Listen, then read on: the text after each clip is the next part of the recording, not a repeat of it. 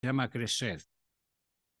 Yo creo que todos la conocen, la revista Crecer es una publicación que viene de Suiza, de Perroy, la ciudad ¿cómo es? De Suiza, en la localidad de Perroy, Suiza es, ¿eh? Sí, y la verdad que tiene una doctrina hermosa.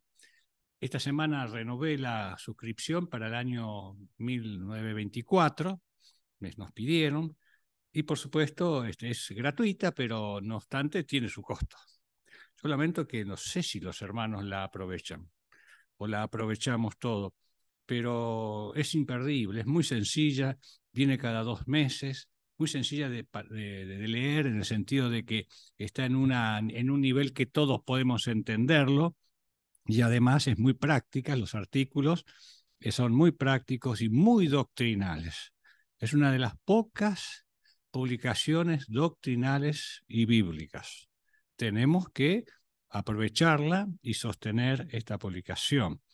Y yo quería leer, porque esta es una publicación, todavía el domingo que viene, si Dios quiere, la voy a repartir, esta de septiembre y octubre, este bimestre, y me dio el Señor, me dio creo, no sé si el deseo de poder comentar leyendo uno de los artículos que esta revista trae al final de este último bimestre. Ustedes saben que uno de los temas que la Biblia trata mucho, que nosotros a veces no lo tomamos como doctrinal o por desconocimiento, es la persona de Satanás. Satanás está muy mencionado en la Biblia. Y para colmo, están las palabras y los conceptos de Satanás. Dios ha permitido que Satanás hable y queden registrados en la palabra de Dios en la Biblia con un propósito, para conocer a este enemigo que Dios tiene y que es un enemigo nuestro. Eh, ha habido personas creyentes muy firmes en la fe, hombres muy conocedores de la palabra, teólogos, que han estudiado la persona de Satanás fuera de la Biblia. Se han introducido en las denominaciones satánicas leyendo y comprando libros para conocer cómo aquellos adoradores de este personaje siniestro practican, e incluso creo que en algunas oportunidades estas personas, estos estudiosos que han escrito estos libros, se han tomado el atrevimiento, la osadía de participar en algunos lugares de ello para observar y contemplar y poder así sacar conclusiones y poder achacar todo lo que Satanás hace siniestramente. Un consejo que yo recibí desde muy jovencito: no estudiemos la persona de este siniestro enemigo fuera de la Biblia. Esta persona que realizó este estudio se desvió de la doctrina de una manera terrible y cayó en las redes de las denominaciones y de las falsas doctrinas. Coqueteó con el enemigo, pensó que podía hacerlo vencer, y una vez me acuerdo, don Miguel Estradas nos dijo: nunca estudiemos a Satanás fuera de la palabra de Dios. A primera vista pareciera como que no es. Yo quisiera leer parte de este artículo. Dice: a primera vista no es de edificante tratar el tema de Satanás. Sin embargo, la Biblia presenta al diablo como un ser que realmente existe y siempre se opone a Cristo. Pero, sin embargo, dice, incluso si el diablo ya no domina a los creyentes, él es y sigue siendo su enemigo y sigue hostigándonos. El gran adversario de Cristo y de todos los creyentes hace posible lo que nosotros creemos que no nos va a pasar: daño, nos hace daño. Ustedes saben que él tiene dos aliados: uno es la carne y otro es el mundo. Así que nosotros hemos sido arrebatados, dice la palabra de Dios, hemos sido arrebatados del poder de Satanás. Sin embargo, siempre está en contra de nosotros y trata de hacernos daño. Pedro, el apóstol, en su primera epístola, capítulo 5, verso 8, nos habla que es nuestro adversario. No pensemos en lo que pasó con Job, lo que le ocurrió a Job, pone en relieve a este personaje. Y muchos otros pasajes de la Biblia revelan su actividad contra los creyentes. Hay muchos pasajes que nos hablan de la actitud, de la actividad de este personaje. E incluso, como lo dice Hechos de los Apóstoles, en el capítulo 5, Satanás puede llenar el corazón de los creyentes. ¿Se acuerdan de Ananías y Zafira? Bueno, allí declara Pedro que Satanás llenó el corazón de ellos. Ahora, por eso es muy útil para nosotros, queridos hermanos, nos dice el comentario, conocer las características y el carácter de este personaje. Así que vamos a considerarlo. Bueno, todo lo que dice o se trata de hacer es creer lo que nosotros pensamos que nunca vamos a creer por nuestra cuenta. Por ejemplo, él es el mentiroso por excelencia. ¿Dónde encontramos la primer mentira de Satanás? En el huerto del Edén. Él es excelente mentiroso. Juan nos habla de eso, la carta de Juan, el Evangelio de Juan. El Señor revela que Él es padre de mentiras. Padre de mentiras. O sea que si cayó Eva, cayó Adán, sigue teniendo esa misma actitud con nosotros. Tiene otra actitud también Satanás, aparte de la mentira, que es prima hermana de la mentira, el engaño. Parece que es lo mismo, pero no es exactamente lo mismo. Ustedes saben que el engaño tiene la particularidad de que no nos damos cuenta cuando somos engañados. Nos damos cuenta después. Dice, uy, ¿cómo me engañó este? Bueno, no nos dimos cuenta. ¿Por qué? Porque es muy sutil. Así que este personaje, así lo dice 2 Tesalonicenses, cuyo advenimiento, dice también, cuando se produzca el engañador por excelencia. ¿Saben quién va a ser el engañador por excelencia? El anticristo. El anticristo es el engañador por excelencia y lo menciona Pablo en su segunda epístola a los tesalonicenses.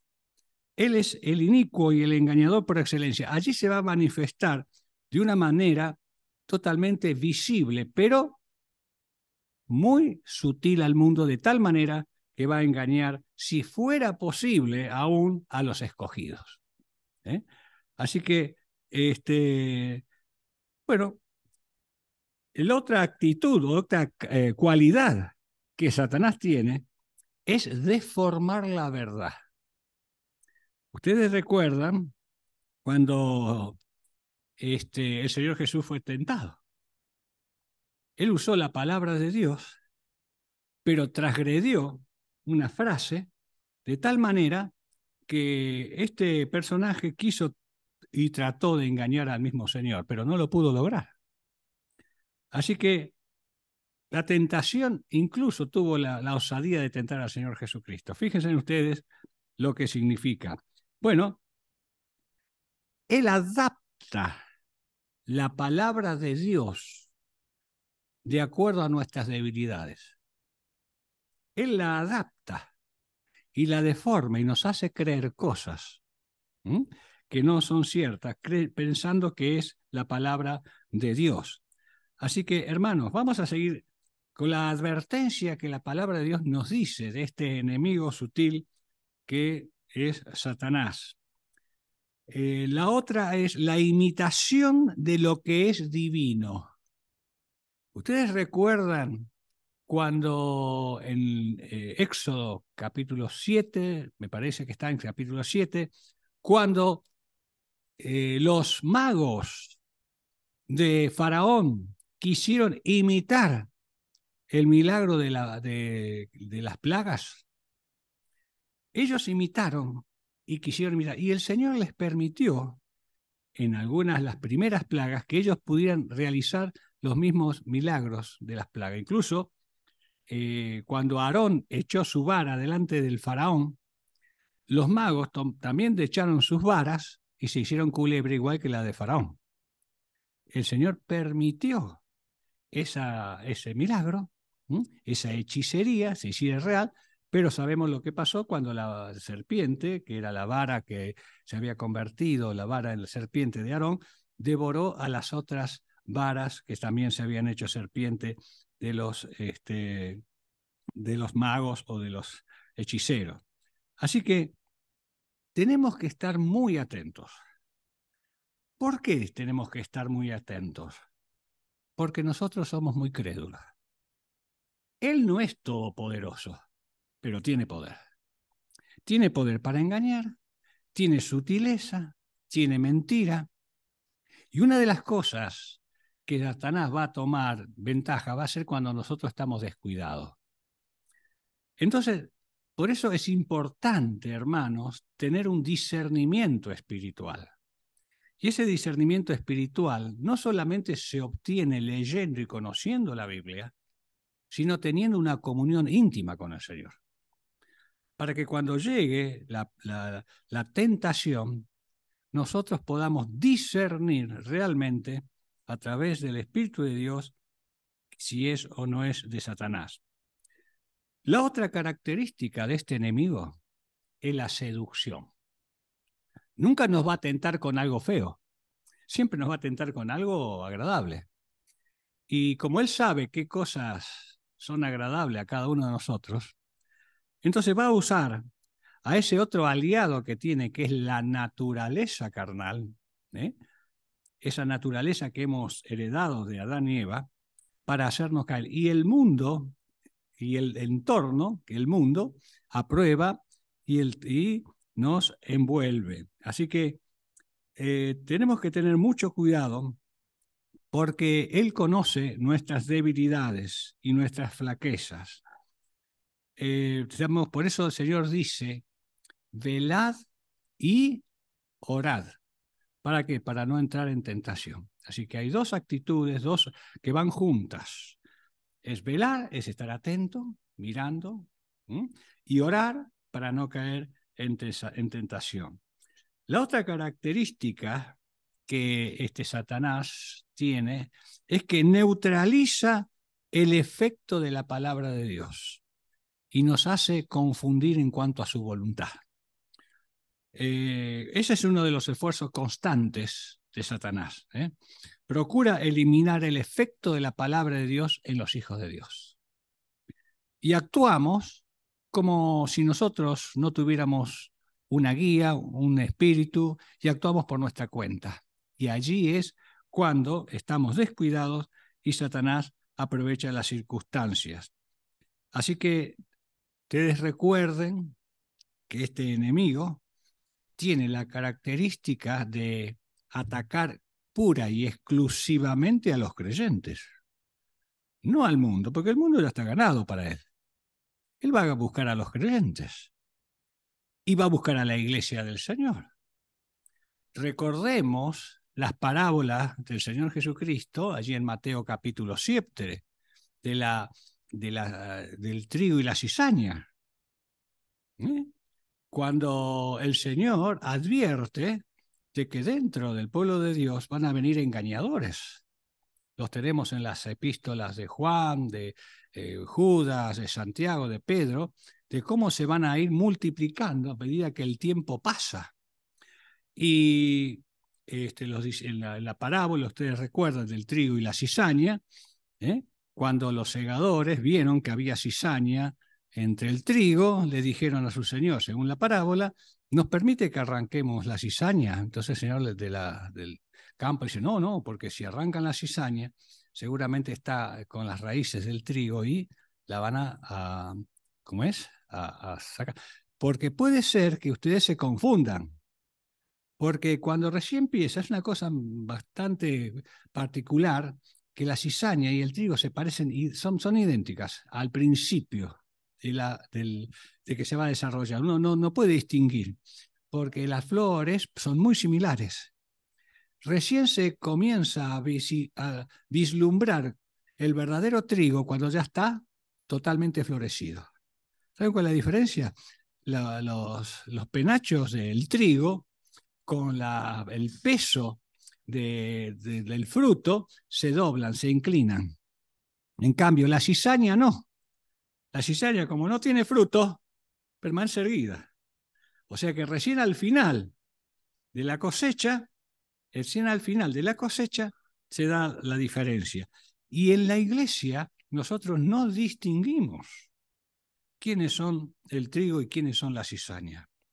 Por eso es una tarea de los ángeles de Dios cuando llegue a buscar a su iglesia y a rescatar.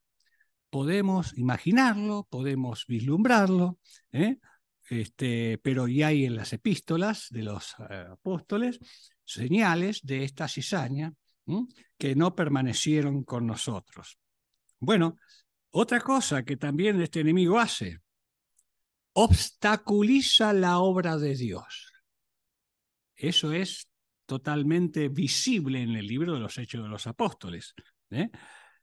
Pablo, Bernabé, Silas, todo el equipo misionero, todos sus colaboradores, tuvieron que reconocer y experimentar la oposición de Satanás cuando ellos le dice, por ejemplo, Pablo, escribiéndole a la primera Tesalonicenses, por 2 veces le dice, hemos querido ir por 2 veces a ustedes, pero Satanás nos estorbó. No sabemos cuál fue la manera en que Satanás se presentó, las circunstancias, los motivos. En otra oportunidad dice, el Espíritu nos prohibió. O sea, ellos vislumbraron que no era Satanás, sino que era el Espíritu, que los guiaba a otro lado. Pero también, en cuanto a Satanás, él obstaculiza la obra de Dios en lo posible. Y lo logra. No la neutraliza totalmente, pero la retrasa. Pero la merma, en cuenta su propósito. Así que tengamos muy en cuenta esta situación. Otra cosa que Satanás hace con los creyentes es la persecución. Si bien la Biblia nos presenta al diablo no solo como ángel de luz, que es engañador, mentiroso, embaucador, seductor, sino que también hostiga persiguiendo a los creyentes a través de este mundo, y podemos verlo en los Hechos de los Apóstoles, los hermanos, cómo eran entregados a la muerte. Vemos, por ejemplo, en Apocalipsis capítulo 2 y 3, donde está la iglesia, que Juan escribe a las 7 iglesias, a la iglesia de Esmirna le dice que Satanás echará a muchos de ustedes en cárceles. Y lo hemos comprobado, hemos visto la historia secular, lo muestra cómo eran perseguidos, puestos en las cárceles y llevados a las arenas de los circos para ser devorados por las fieras. Así que es una característica no solamente seductora, sino también aniquiladora y persecutora, de persecución y sufrimiento, enfermedades, todo ese tipo de cosas que sobrevienen. Ahora, siempre está latente la diferencia entre prueba y tentación. No es fácil a veces distinguir cuándo es una prueba y cuándo es una tentación, al principio. Nosotros a veces tenemos como un techo de nubes que no nos permite visualizar. ¿Qué nos dice el Señor en esa circunstancia? Confiad, yo he vencido al mundo. El Señor dijo, sin mí nada podéis hacer. Es cuanto más tenemos que redoblar la comunión con Dios.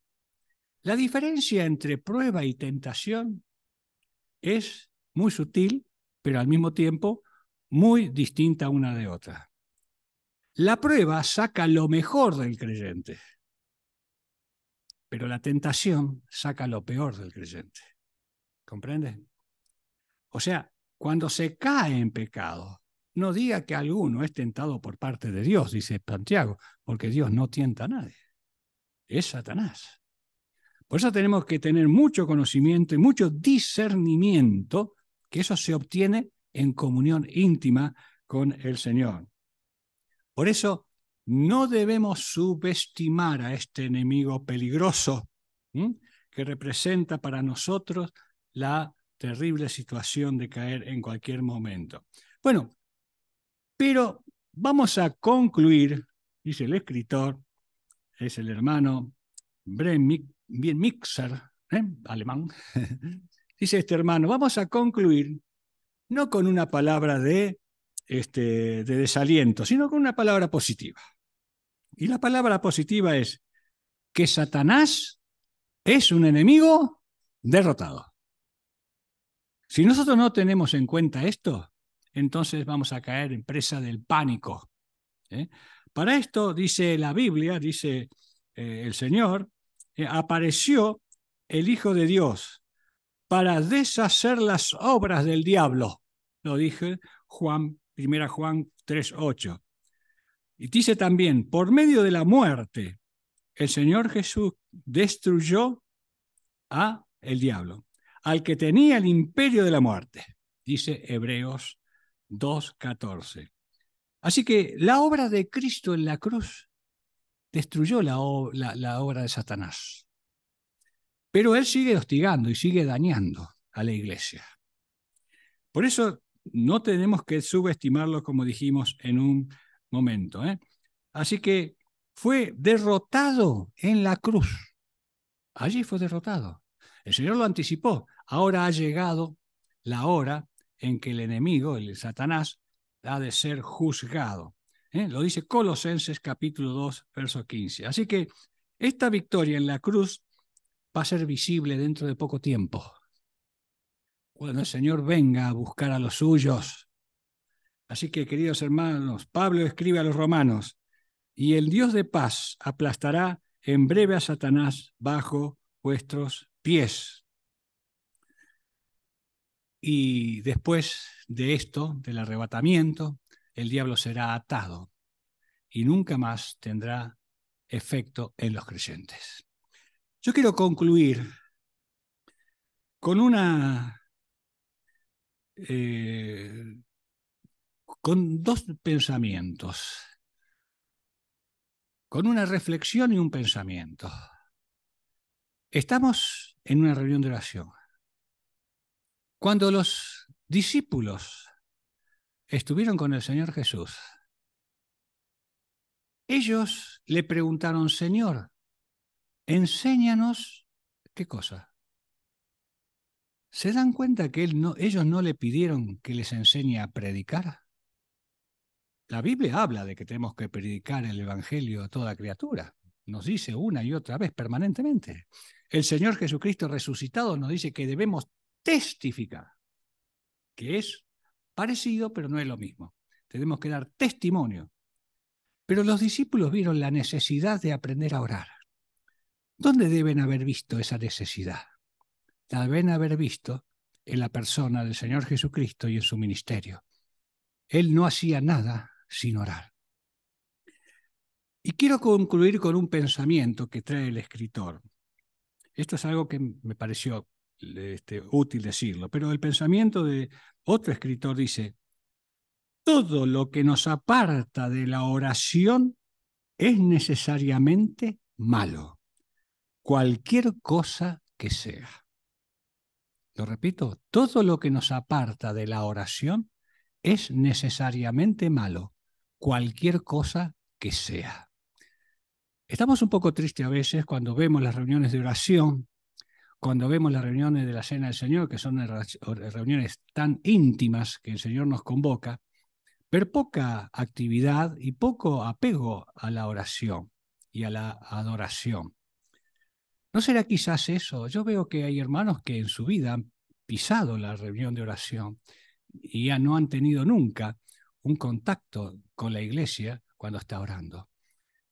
Perdonen, queridos hermanos, pero esto tiene que llamarnos la atención. ¿Por qué a veces nosotros no vivimos la vida gozosa que debemos vivir, ni la vida triunfante que debemos vivir, en vista que Satanás ya está vencido? Y es por eso también que hay una apatía y una muy floja actividad en el servicio a Dios, porque a veces no sabemos cómo encararlo. ¿No será que tenemos que activar nuestra vida de oración, no solamente privada, sino también en congregación? Porque muchos dicen, sí, yo oro en casa. Yo oro en casa. Bueno, no lo podemos negar ello, pero si, hermano, si usted ora en casa, hermana, no quepa la menor duda que seguramente va a querer tener a oración y apego a orar con los hermanos. Cuando el Señor dijo que donde estén 2 o 3 congregados en mi nombre, yo estoy allí en medio de ellos. ¿Qué mejor que la presencia de Dios congregados al nombre del Señor? Que el Señor nos guarde, nos bendiga, para que el pueblo de Dios nos encuentre advertidos. Y en la contratapa de la revista Crecer hay 4 textos. Yo quisiera leer uno de ellos que se acomoda a este tema, que es la carta de Pablo a los Efesios, capítulo 6, versos 18 y 19, cuando él habla de la armadura del creyente. Y al concluir allí la epístola y toda la armadura que el creyente tiene que usar para defensa y para ataque, dice, orando en todo tiempo con toda oración y súplica en el Espíritu, y velando en ello con toda perseverancia y súplica por todos los santos y por mí. ¡Qué maravilla! Pablo pidió que orasen también por él. ¿Cuánto más nosotros? Que el Señor nos dé fuerza para seguir el consejo y la exhortación y la enseñanza de nuestro Señor Jesucristo.